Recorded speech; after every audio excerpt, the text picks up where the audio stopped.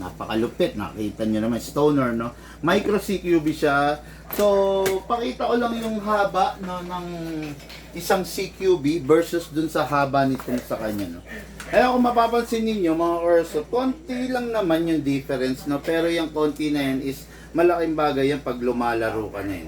Yung difference na 3 inches, 4 inches, malaking bagay yan pag lumalaro ka na. Yung unit niya is upgraded na. So, when you say upgraded, normally yung mga ganitong unit kasi, ang FPS nito nung dumating, 380 FPS lang, no? Pero inangat na natin to up to 420 FPS. So, mag-e-enjoy na siya. So, pasok na sa requirement in-game. Pero kung gusto nyo palakasin pa to, free upgrade lang naman sa atin. Normally kasi yung mga ganitong unit na safe na upgrade nito hanggang 550 FPS. Kakayanin nito hanggang 550. Pero yung iba nagtataas pa, pero doon lang tayo lagi sa safe na upgrade, no? So ito yung unit niya, full metal mula ulo hanggang baba. Ingatan lang syempreng magasgas kasi napakaganda ng coating niya. Syempre pag nagagasgas yung unit, medyo pumapangit, bumababa yung value, no? Pero si sir naman mukhang hindi naman maggugugulong sa putikan to, no? Mukhang chill game lang ang gusto ni sir. Hindi magmamala, tanggol. Tanggol na nagwawala sa battle scene, no? Okay, tapos in-upgrade na rin natin yung magazine ni sir. Yung magazine kasi nito is ordinary plastic lang, no? So yung kanya metal na. Tapos mapapansin nyo, hatak type na. 450 rounds to, mga Orso pa. Then, ang pistol niya, the 4.3, napakaganda, nagko-compensate din dun sa size ng barrel. Kasi micro CQB, tapos mas compact rin to. Itong unit na to, capable of 3 types of gas, no? CO2 number 1. Ito yung pinakamalakas na gas, okay? Then, 14 kg, ito yung ginagamit sa mga gas blowback rifle. Kaya nitong unit na to, no? Pero kung yung unit mo ordinary WE or ENC or double bell or mga China, Taiwan, hindi pwede itong gas na to, okay? Kung mga WE hindi rin pwede kasi pwedeng mawarak yung unit mo. Pag mga WE, ito lang ang unit na gagamitin mo. Since itong unit na to is from the high-end category, number 1, upgraded, fixed outer barrel, okay? Ayan. Mapapansin mo sir, yung ibang mga unit, siguro yung mga unit na nahihiram mo, ganito. Yan. Pero ito, naka-upgrade na to, naka-fix outer barrel to, naka-fine tuning. Sa fine tuning, makikita mo mamaya, magagas tayo 2 seconds lang. Yung 2 seconds natin can fire 40, 50, up to 60 rounds. Naka-trigger job na rin, malambot na yung trigger niya. Then, naka-hop-up rubber na, yung hop-up rubber, medyo bata ka pa sa mundo ng airsoft, medyo mahirap ka pang i-absorb kung ano at para sa inyong hop-up rubber. Basta ang importante, naka-upgrade na, tapos naka-upgrade na rin yung hammer pad. Okay? So, napakaganda nito yung unit. Wala nang hahanapin yung bossing natin. Gagamitin niya na lang at lalaruin niya na lang. Okay? So, let's begin with our review and unbox dun sa unit. Unahin natin yung pistol, ha. This is the pistol, full metal mula ulo hanggang paa, pero merong rail dito for the upgrades like laser, like flashlight, scope mount, etc. Lahat ng gusto mong ilagay pwede naman. Kaya lang nasa sa'yo yun. The more na marami kasing abubot, minsan the more na bumibigat yung unit, yung pagiging effective niya nawawala. No? Okay, so yung unit full metal, full upgrade na, wala nang gagalawin pa. Let's release the magazine. Press lang dito, sir. Then, ito yung magazine, sir. Ang magazine, maximum of 27 rounds. Iwasan lang po mabitawan kasi baka ma-misalign yung o-ring, magkakaroon ng leak. Pero minor lang yun, just in case na nagkaroon ng leak, tawag ka kagad sa amin. Magbi-video call tayo, i-DIY natin yung unit mo. Okay? Ngayon, ito sir, hindi gumagamit yung iba nito, pero sa atin gumagamit tayo nito. Ito yung makaka-eliminate ng wear and tear ng unit at saka nung mga leak. Okay, mawawala. So, press the valve, then spray. Okay? Pwede ka na lumapit sir, para masilayan mo. Okay. Yep. Press the valve, then dito rin sir, sa ilalim. Okay? Tapos sa unit, ito, kasa natin, ilalak natin dito manually, then spray tayo rito sir. Tapos sa valve, ay sa nozzle, ayun. Okay, after that, release. then rest. Meron siyang beaver tail mga ka-airsoft. Ito, you need to press this firmly with your palm para mag-fire siya. No? Pag hindi yun nape-press, hindi siya magpa-fire. Pero pag na-press na, magpa-fire na. Okay? Itong unit na to, merong safe din, may hammer. This is a 2011 from the 1911 family rin. Ngayon, maglalagay na tayo ng gas. No? Sabi ko nga, 12 kg, 14 kg, kaya, lagay tayo 14 kg. Upside down, then press down. 1, 2. Okay. Ang paglalagay, pataob, hindi pwedeng pahiga or patayo. Ngayon, bakit 2 seconds lang? Kasi upgraded po yung unit. Naka-fine tuning, naka-trigger job. Nasa yung reloader? Ay, okay. Ito, hatakin lang po ito pababa. Iwasan pong mabitawan kasi baka mabasag to. Hatak para safety, lagay yung right thumb dito. Para kung mabitawan, siya yung sasalo. Hatak all the way. Hold it tight. Hindi pwedeng mabitawan. Dito ilalagay yung bala, sir. Pump lang po tayo using the reloader. Kung meron ka nito mga ka-airsoft, mas mabilis. Pero kung wala ka nito, isa-isa. Since meron na, ayan, pump lang tayo. Okay? Ayan. Pag ang bala, ganyan yung proper orientation, sir. Ayan. Alternate. Pag yung bala, bungi-bungi, wag niyong papayagan kasi pwedeng jam or mag-misfitting, no? Kaya kailangan ganyan. Paki-operate yung camera. Pasok. Malakas. Wag itutulak, sir. Malakas kailangan. Kasa. Ready to fire. Meron po siyang safe. Ilalagay ko sa safe. Unsafe mo na lang, sir. Madam, gusto mo mag-fire? Hindi pa ba? Hindi pa. Hindi, nakakuha na din ako ng tunay.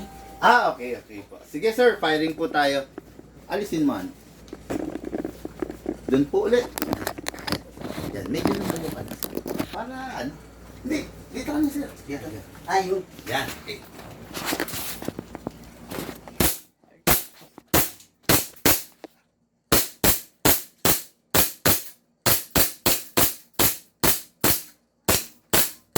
Yun, okay, no? Sabi ni Madam, hindi ko makakalimutan yung mga katagang sinabi ni Madam Fanny. Kumuha ka na ng pistol, pang Valentine nga. Regalo ko na sa'yo. Kaya, syempre, may pistol na si boss, no? Okay, yung unit niya, nag-open slide kanina, medyo may mali sa ginawa ni sir, no? Actually, sir, pag nag-open slide, huwag mong i-release to agad. Ang tendency kasi pag na-release mo to, dahil nakaganyan yung hammer, ipe-press mo yan para mag-rest. Puputok siya. Ang pinaka-proper, release the magazine. Magazine mo ng una yan. Then, saka mo i-release to. Tapos, saka mo siya i-rest. Okay. Yun yung common mistake na nagagawa ng ating ka-airsoft. Pero dahil nga, nanonood sila sa atin, na i-correct natin patungo sa tama. Okay? Unit ng ating ka-airsoft, napakaganda. The 4.3 SRC High Kappa. 4.3. Napakaganda, napakasarap. Now, let's jump to the main event. Ito yung rifle ni sir, no? What is good and special about this? Hindi siya hard polymer, full metal. Kaya lang kailangan maingat ka dito, no? Kasi, kumbaga, yung simpleng inilapag mo, pag hinatak, nagasgas, syempre medyo magkakagasgas. Iwasan lang natin magkagasgas. Number 1, rule sa isang AEG rifle, sa isang battery type na rifle, hindi na kailangan ng kinakasa. Yung iba kasi nagmamala action star pa, kinakasa-kasa pa. Minsan dumarating sa point na nasisira to, yung spring or yung stopper or yung guide. Mas maganda sir, wag na lang natin ikasa. Kasi AEG naman to, hindi naman kailangang ikasa pa. Ngayon, just in case na naikasa, ito, tingnan mo muna to, yung blue, ito yung kinakalibrate natin pag nag-upgrade tayo. Para yung trajectory ng bala, kung pababa, kung pataas, dito natin maiaayos. So, i-access lang natin to pag nag-upgrade. Since hindi naman tayo nag-upgrade, wag na lang po natin galawin to. Okay? Para po ito, just in case accidenting nahatak, bumukas, press nyo lang po to. Tingnan nyo. Yan. Tapos, kumbaga sir, close na lang natin to, baka kasi pasukin ng mga foreign element or bato-bato or lupa, buhangin or bibis, masisira pa siya. Yan, close na lang lagi. Ngayon, itong unit na to is battery operated. Okay, no? Para itong butt stock natin is mag-release, press natin to, sir. Okay? Tapos, alisin natin tong rubber. Okay? Tapos, ito, iniikot lang po ito. Mali pala, oh. Okay, para, yan, iikot lang natin. Ito yung takip. Kunin natin dito, sir, yung wire, yung plug. Dito natin ilalagay yung battery. Yun. Okay? So, ito yung battery. Discuss ko muna ang... Dali. Ba't binunod ko na? Ang battery natin, sir, na gagamitin is Li-Poly. Upgraded battery to. Hindi po ito yung mga ordinary battery na parang bilog-bilog na AA.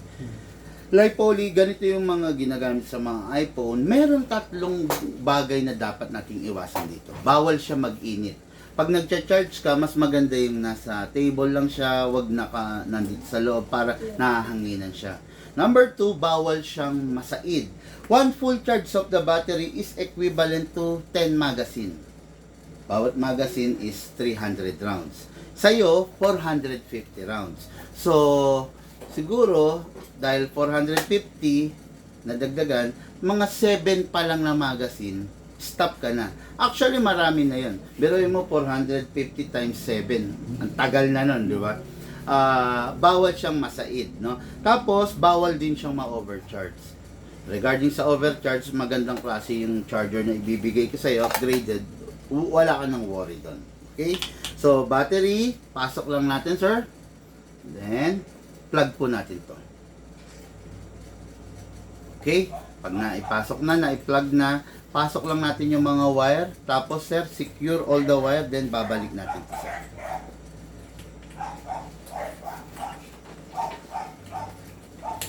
May bumuhat ng slide? Dalawang pao lang. Oh, ang lakas nila. Mag-ano lang doon. Maganda po yung pambata. Okay. Then, balik natin lang yung rubber, sir. Okay. Ngayon, yan. Press lang to para ma-adjust. Automatic single fire. Rapid fire. Ngayon, ito na. Maglalagay tayo ng bala dito sa magazine. No? May opening sa ibabaw, bubuksan lang, then buhos. Natawagan mo na. After that, yan, punuin natin 450 rounds kasya rito. Pag puno na, isara natin. Tapos sabi ko nga sa'yo, sir, hindi ka na magkakamot. Yung kamot, although meron tayong available kung gusto mo yan. Pero ito yung modern type. Hatak lang.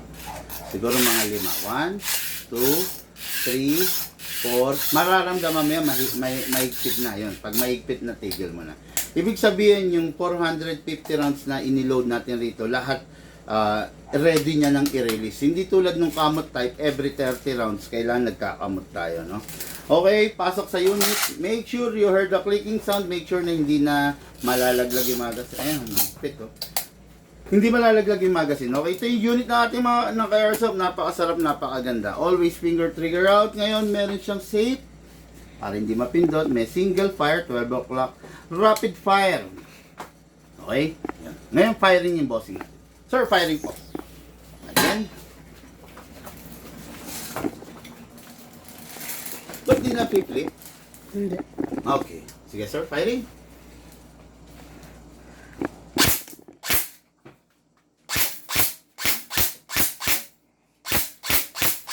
Taas mo yung ano, sir? Ito. Yung side niya. Yan. Yan. Ano yan? Kawitin mo lang. Yan. Okay.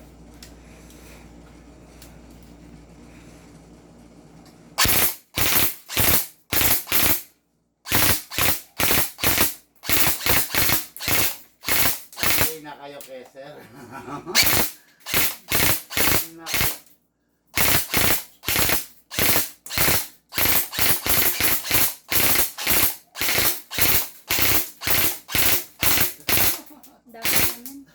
Grabe, nagwala talaga si sir.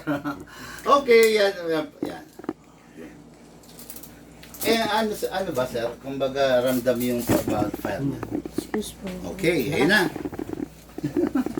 Every time na matatapos maglaro, sir, ito lang yung pinaka-request ko sa'yo. Every time na matatapos maglaro, always release the magazine. Kahit magbe-break lang kayo or tapos na, always release mo to. Normal yan na may malalagdag na bala. Tapos, always clear the chamber. After you clear the chamber, ito na yung pinaka-importante. I-re-rest mo yung spring. Okay? Yung spring, sir, mula rito hanggang dito yan. Dahil nag-fire tayo, nakapiga ngayon yan. Nandito yan. Kung ito itatabi mo na nakapiga, yung upgrade na ginawa natin, sayang. So, manghihina siya. Kaya kailangan, ibalik mo siya sa pagkakauna. Lalagay mo siya sa rapid fire. Press mo ng 1 seconds. Then single. Then sig. Yun yung pag-rest. Iuunat yung spring natin. Okay? Tapos, yun lang ang unit lifetime warranty. Yung unit, hindi pwedeng i-recycle ang bala. Yung gas ng airsoft natin, hindi nare-refill, disposable yon. Pag mayroong pong problema, mas maganda kung i-consulta nyo sa amin, kami na lang po ang magbubukas ng unit. Kasi minsan po, napapahamak yung ibang airsoft player kasi binubuksan nila, hindi nila alam may spring palang tatalsik, may mga lock na tatalsik, nawawala yung pyesa. Yun lang. Tapos, ayun, si sir naman mukhang disiplinado naman, mukhang alam naman niya yung regarding sa mga gun rule kasi live owner din to, no? Kaya wala tayong magiging problema. Yung unit napakaganda, oh. Nagko-compensate yung pistol niya sa rifle niya kasi parehas compact, no? Tapos yung battery nandito. Pagdating sa bahay kung pwedeng sundutan mo muna ng karga, sir. Kasi factory charge ka lang. Okay, may free charger naman na yan. Okay mga airsoft, yun lang po muna. Lahat po tayo nagmula sa iba't ibang larangan, pinagbuklod, pinag-isa ng iisang libangan. Yun po ang paglalaro ng airsoft. Hatid po sa inyo ng inyong lingkod, Big Man. Pakishare po yung live video mga airsoft. Kung di naman po napakalaking abala sa inyo, share nyo po yung live video natin para dumami po tayo sa ating community. Thank you and have a blessed day. Sir, baka meron kang gustong pasalamatan? Gustong ano? Yung team mo sa Hantipol. Wala pa naman. Ikaw, madam, okay na? Ay, ganun. Okay guys, yun lang. Thank you and have a blessed day sa lahat.